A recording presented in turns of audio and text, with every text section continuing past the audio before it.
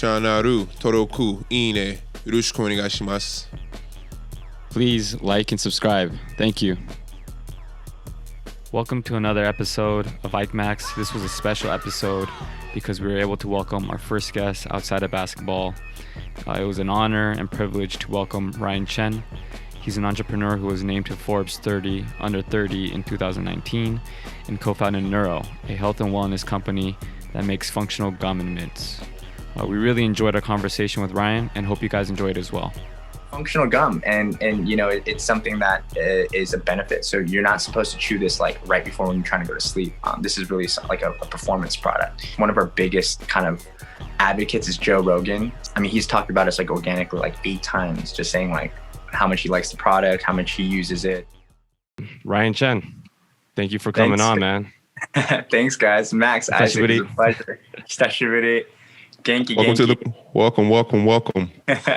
Isaac, good to meet you too, man. Yeah, Max has been over what, man? It's got to be like 14 years since we probably liked each other. Yes, sir. It's been a while, man. But I've been following you, and you've been doing some big things. So I wanted to have you on and share your story because I'm telling you, man, you are the most inspiring story that I know personally. So. Wow, that's that's a hell of a compliment. Thank you so much. So we'll get into it. We'll get into your company as well. But before that, I want to go into your story. I was born and raised. Well, so I was born in Pasadena actually, and then after 5th grade, I moved to Tokyo, and then I was there from like all of middle school, and then up until sophomore year, and then that's when I moved to Arcadia, and then that's where we got connected. So that was like, probably I moved in 2005. Okay. Moved back to LA. Yeah, and then you became an elite cross-country athlete. Actually, I ran freshman year. You probably don't remember me, but no. So I moved sophomore year, so we must have just missed each other. Oh, okay, that's right. So you had Coach O'Brien. Oh, the greatest coach, the most inspirational coach, motivational man. Yeah, I think he's one of the best coaches I've ever had. So shout out to Coach O'Brien if you ever see this. we'll send it over. I'll send it. I was just talking to Aaron and Andrew. So you know they got married, right? Yeah. I saw that. It's incredible. I'll send this podcast over to them once this is done. But awesome. Yeah, I mean, I can say the same thing. Coach O'Brien's been the greatest coach I've ever had. And I think he's like the only high school coach to win like multiple Nike team nationals, which is like crazy because out of the tens of thousands of high schools, we were like the #1 cross country school, like back to back, which is like crazy to do. And so after you were elite at cross country in high school, you went on to college. How was that like? I know you had your accident when you were 19. So can you touch upon that story and what happened? Yeah, absolutely. It was, I was going in freshman year at UCSD, wide-eyed, really excited to, kick things off. And I kind of put a lot of my focus back into like things like student council, like student government. So I was actually the freshman liaison for UCSD my freshman year. I loved it. Got to meet Kent, who's now my co-founder. It was like one of my best friends my freshman year. Loved every moment of it. And sophomore year, I was on a birthday trip in February 2009. I actually just had my 12-year anniversary from this. So February 7th, we were up in Big Bear, which is like a mountain resort out here. And was going off a pretty big jump and overshot a turn, landed on my back from about 35 feet, completely shattered my back. I was paralyzed instantly, broke like a bunch of my ribs on the right side, punctured a lung.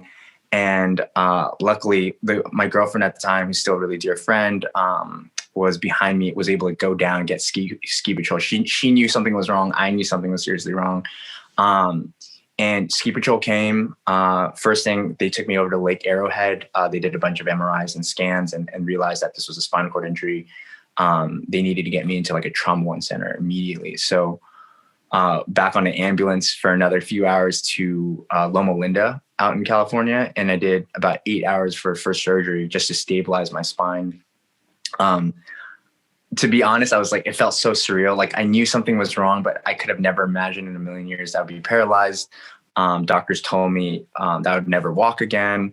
And I refused to believe that. They were like, there could be a chance, but it's almost like impossible, unlikely. And yeah, my mom flew over from Japan right away. My parents came, my sister, my family and friends, like, you know, all kind of came rallying around me for like the first 2 months. I was like in ICU. And then, yeah, it was just kind of straight into intense rehab, the emotions and the psychological components that come along with it. I think first is all denial, like Max, and as you know, like as athletes, like you don't think something like this could happen. You know, it's like one moment you're running, you're snowboarding, you're doing all these things that you're used to doing. And then all of a sudden you're told that you'll never walk again.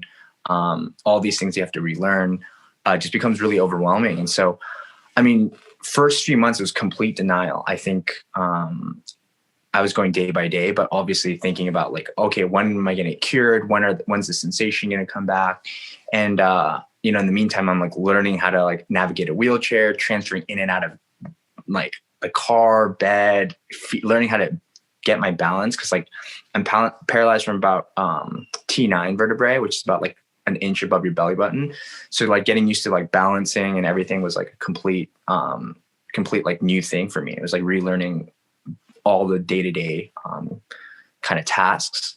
And yeah, that whole time you kind of really see who your friends and family are. You're really rallying around them, leaning on more. But it really comes down to you mentally and kind of persevere. But honest, man, like first really tough going back to school, the same school that I was at, going back into the dorms, adjusting to life. All your friends asking you questions if you're okay, getting all of the, you know, the support and the love, but at the same time, trying to fight those inner feelings of like thoughts and depression, all that stuff, man. That all kind of comes out. Yeah, it's kind of an uphill battle for a while. But my dad said one really good quote was, you know, I asked them this recently.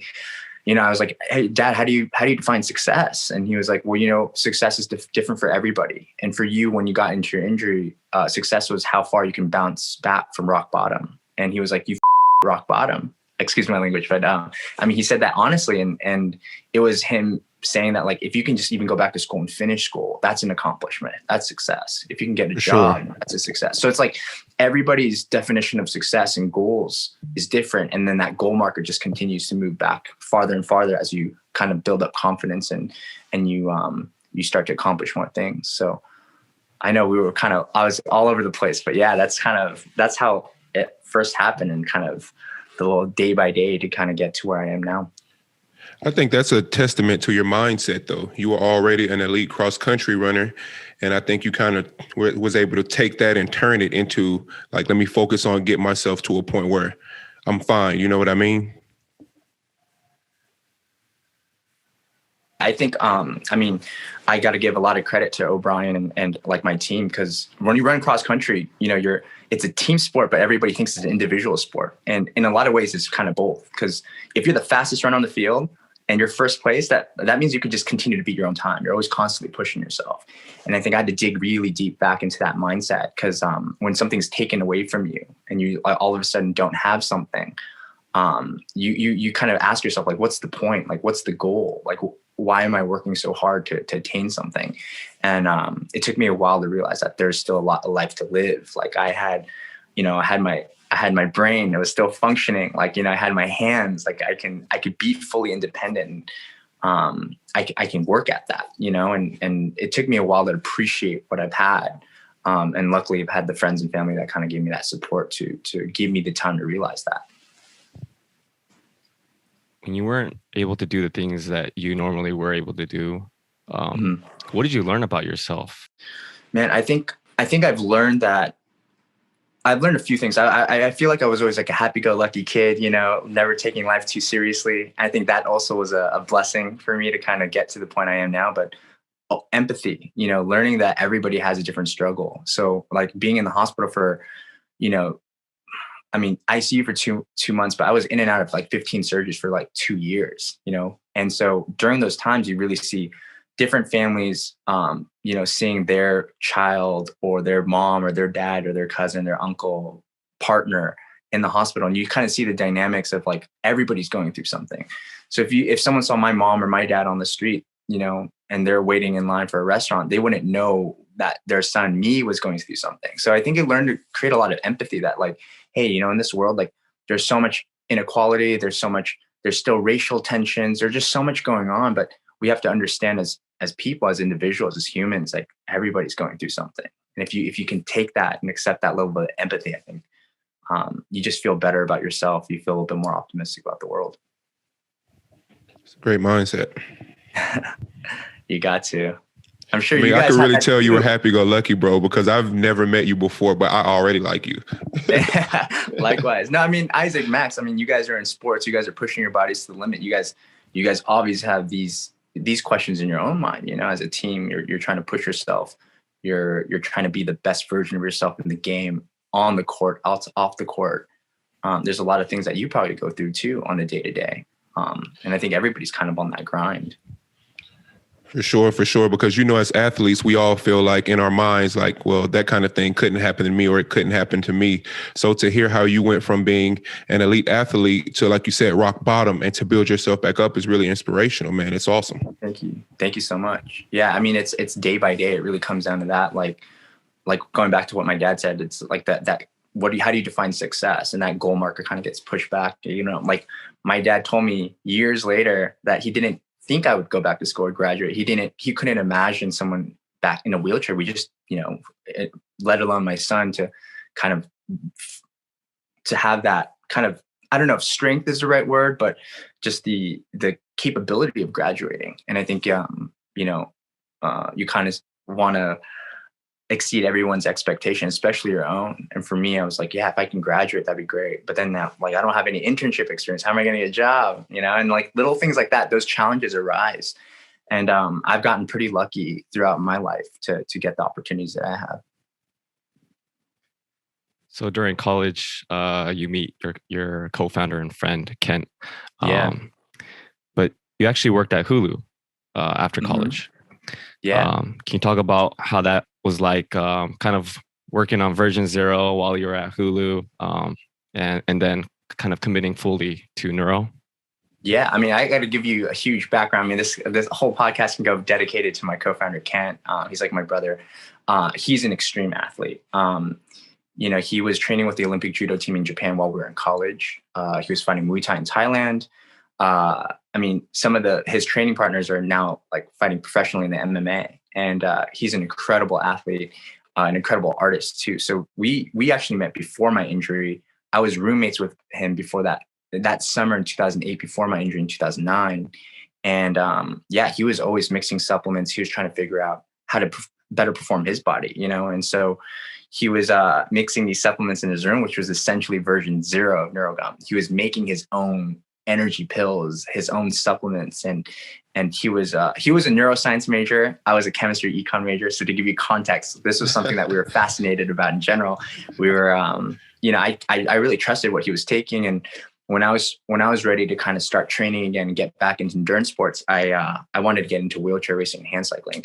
And that's really where I did my first marathon, with 3 weeks of training, which was like very foolish, but like naive of me to do. But I finished. It was like, I think it took me like 5 hours or something. Like my arm strength was not capable of doing, but I finished, and then I was hooked. Did about 7 marathons, got invited to train with the US Paralympic team, and dropped my time from like 5 hours to like 140 and like 130. Like it just was able to improve over time. And Kent was giving me these supplements he was taking. And that was really kind of version 0. And we never thought anything of it. We were just like, you know what, this is, of course we're going to take it in pill form. That's all that's available. And it wasn't until we were getting our scuba diving certification where we realized that taking pills in public is a weird look. We didn't want to take energy drinks like Red Bull, Monster, 5 Hour Energy, Rockstar, any of that stuff with all this sugar and garbage in it. So we wanted to take the pure form. And we realized that what if we can take this pure form and then just change the medium into something like gum and mint, something that's more inherently shareable, accessible, all that stuff. And that was really kind of the idea. That was like the catalyst to think like, hey, we can build something better. That's something that we would use, and we're pretty confident that other people would use too. Yeah, I mean, that's an incredible story to start, you know, from just mixing up different vitamins and caffeine and stuff and putting it in pill form. I mean, I don't think I mean, many I can people for think of sure that. relate to that. I can definitely relate to that because before our games, guys are drinking Red Bulls, Monster, coffee. Like you're mixing everything up and just pounding it just to get like You're that gonna get bit of energy cramps with boost all for the the sugar. game. Yeah. No, Exactly. for real.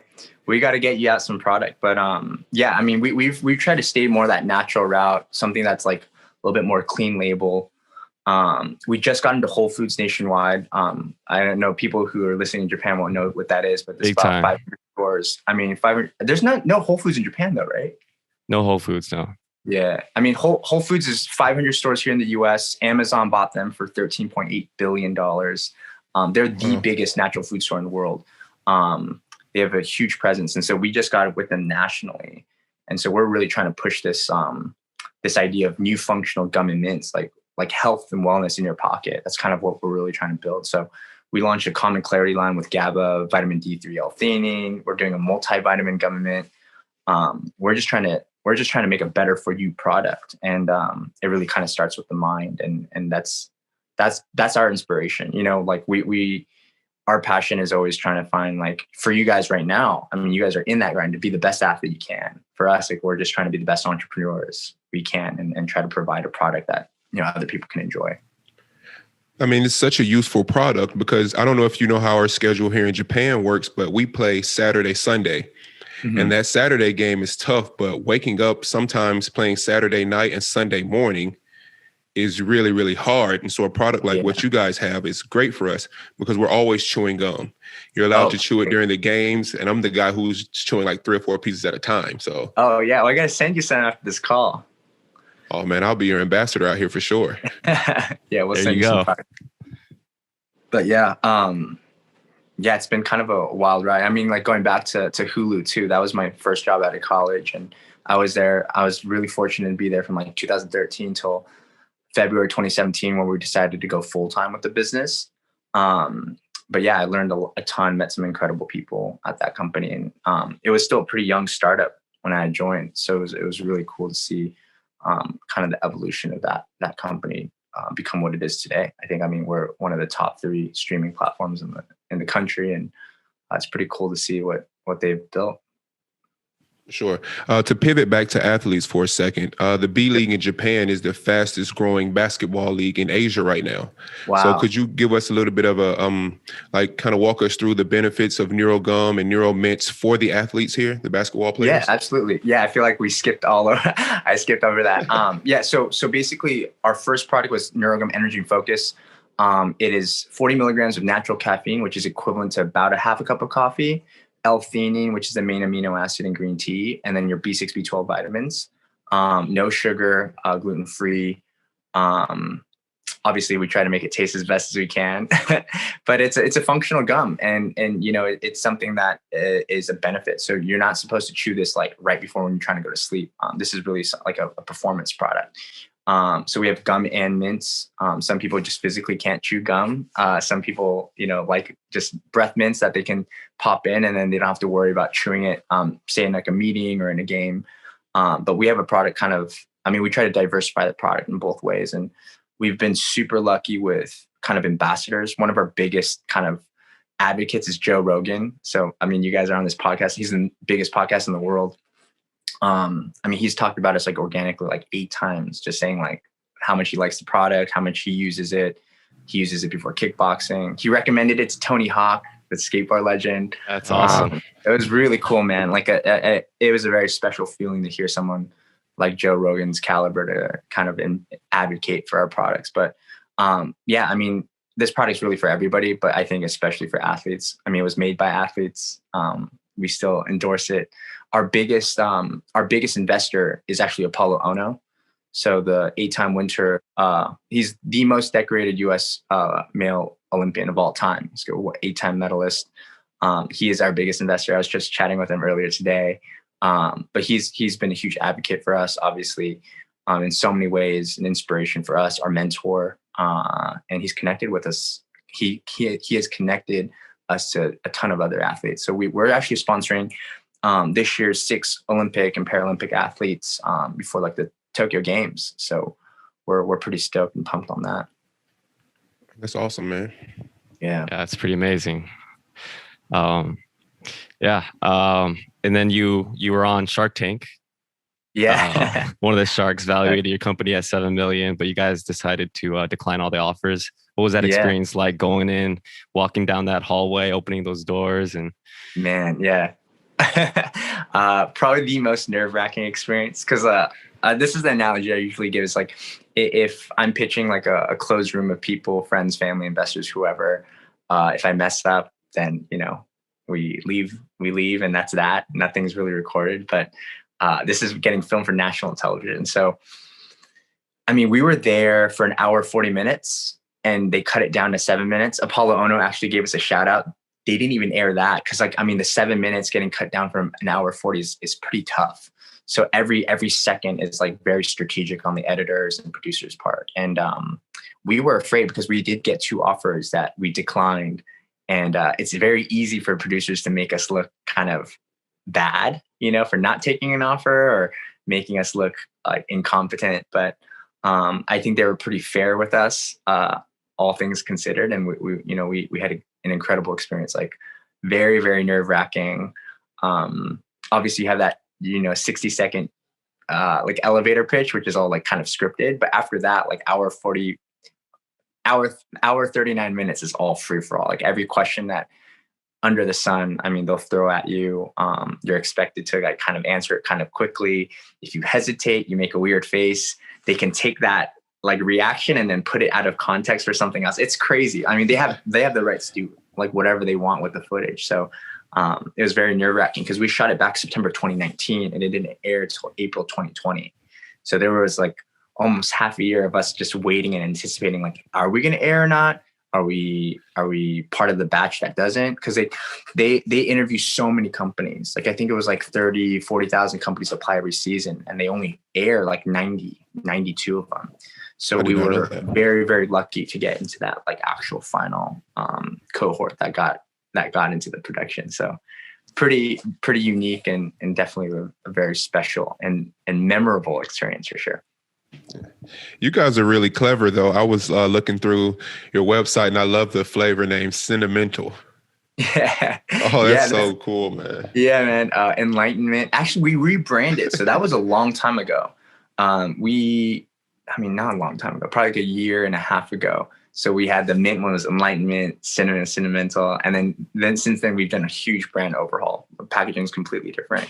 And now we're just doing like, fresh mint, fresh cinnamon. Okay. We got a honey lemon ginger chai. We're just playing around with some cool flavors. That's good stuff. Yeah, man. Yeah. So what's the next step for Neuro? You've gone into, CVS, you've gone into Whole Foods, obviously Amazon. What's next, maybe even globally?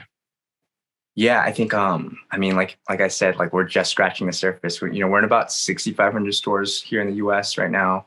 We're in about 150 college campuses. We're trying to ramp that up to like probably every college campus in the country, but we're still pretty dominant online. A lot of our business is still like our website, Amazon.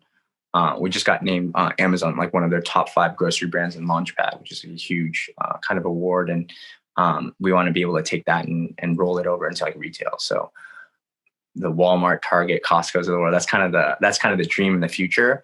So we've been in talks with some of these companies as well. And we're hoping, 2022, 2023, would be that much closer to becoming, more recognizable brand, a brand that people trust, people that, and that's really what it comes down to. It's like, we really want to create a brand that we trust. And, we never sought out to be the, like, so involved. We've always wanted to be a part of the brand, but didn't think that, the founder story would be that important. But I think a lot of people do resonate with that. People want to know, like, hey, like, I love this product. Who makes it? And sometimes like having that is really important, because, if you get to know Kent and I, like we're always striving to make the best product we can. And we don't cut any corners. If prices are going up with ingredients, we don't try to raise prices on consumers.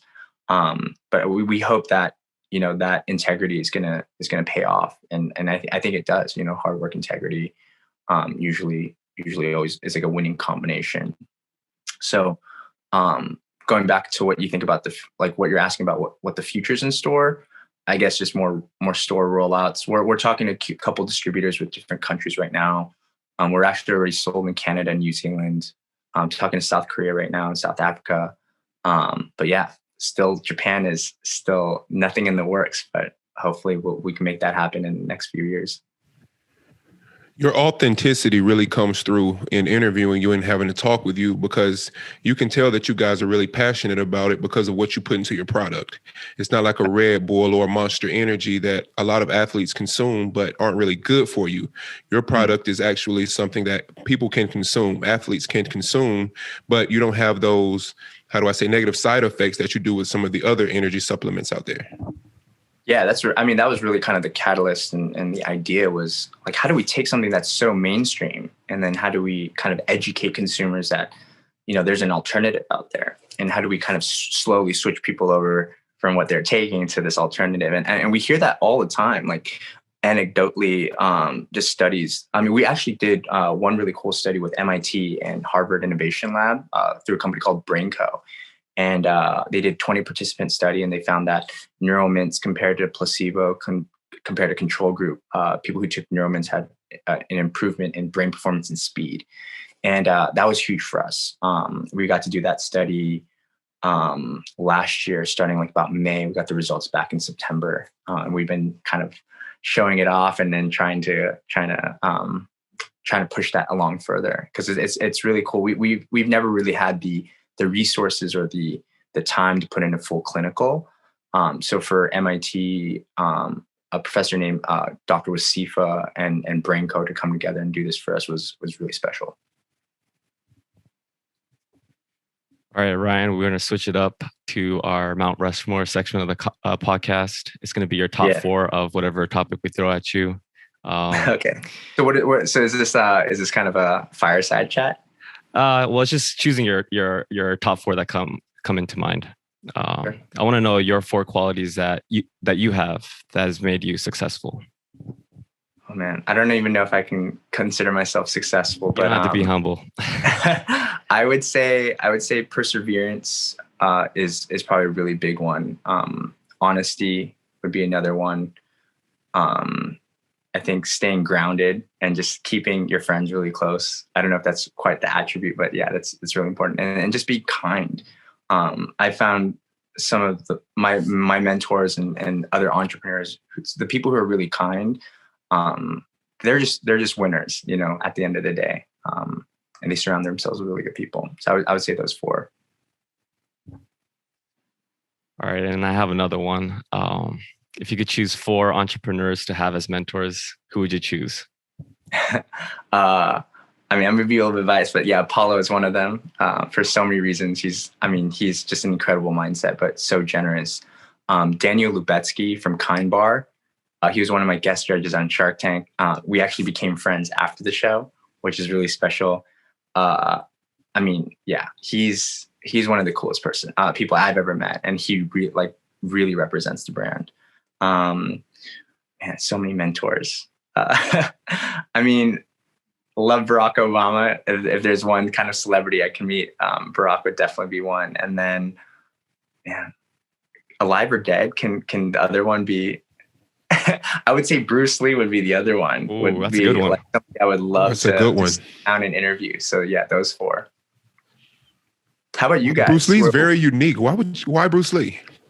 Man, I think he just implements so much of his philosophy in what he does too. I think like half the things that he said in interviews were just so profound, and I think he takes a really Zen approach to life and applies those philosophies in what he did. And I mean, his life was cut tragically short, and despite that, he's accomplished so many things and continues to inspire people today.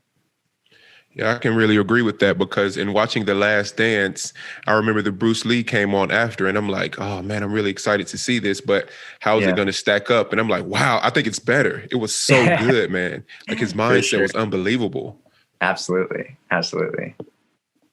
How do you guys is this your go-to question for everybody? Like at the end? Oh no, we switch it up. You're our first guest outside of basketball, so usually it's like who are the top four or your toughest opponents? Or it seems like that. We can talk about basketball. I mean, who do you think is going to win? Do you think Lakers are going to repeat this year? What are you thinking?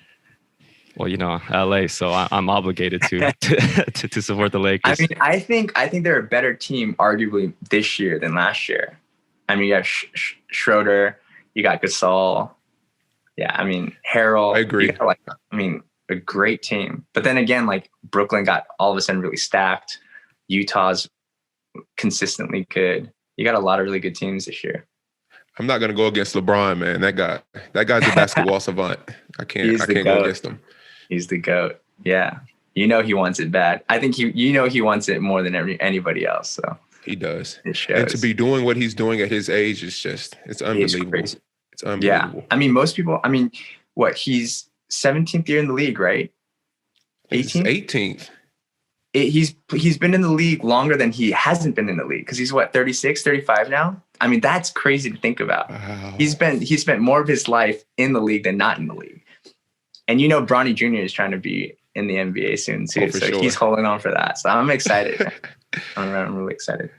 He was drafted in 2003, and the only other guy in the league from that draft class is Carmelo Anthony. Yeah, it's Melo. Yeah. And LeBron is still the best player in basketball. And it's crazy because everybody else is either retired or phased out. And I mean, Melo's even, as good as a player as he is, and he was like kind of that legend earlier in his career, but it's hard to find a team like that's going to sign him for more than a year. It's kind of crazy. And then look at LeBron, still top of his game, like the facilitator, everything. Like, you made it, I think, when you get casted as the next Space Jam. You got MJ. I was like, there's no other person who can ever be in another Space Jam movie. But then, you got LeBron, who's that once in a generation player. For sure. Yeah. All right, Ryan. Well, thank you for coming on. Where can our fans meet you? Can you tell us your website for Neuro and all that? Yeah, a website, just getneuro.com, GETNEURO. Our Instagram is neurogum. Personal, I think it's just ryan.ryc or ryc.ryan. I'm not too sure. And then my co-founder is an incredible artist too. So his is Kentaro, Kentaro. He was born in Japan, actually. But yeah, if you want to check out some cool art, I would check out his IG page too. And then, thanks for having me on, guys. Appreciate it. Awesome. Well, hopefully we can grow a podcast and you come back on with your friend, your co-founder, and we can do this again. Absolutely. Thanks, guys. It's really been a pleasure, man. And like I said, I have a lot of friends who are out here in the league, and we actually are looking for something that could be of a benefit to us. That's not these really bad energy drinks that have such negative side effects. So if you're serious about coming to the market out here, just let me know. And I have a teammate. He's going to the Olympics. He's going to play. And a lot of guys are my friends that are going to be on the Japanese national team. So I'll talk to those guys for you. Yeah, absolutely. Yeah, I'll send you guys a little care pack. Just send me your address, and then we'll take care of it. Awesome, Ryan. Guys, it's been a pleasure. Thank you so much. All right, Ike, you want to take us out?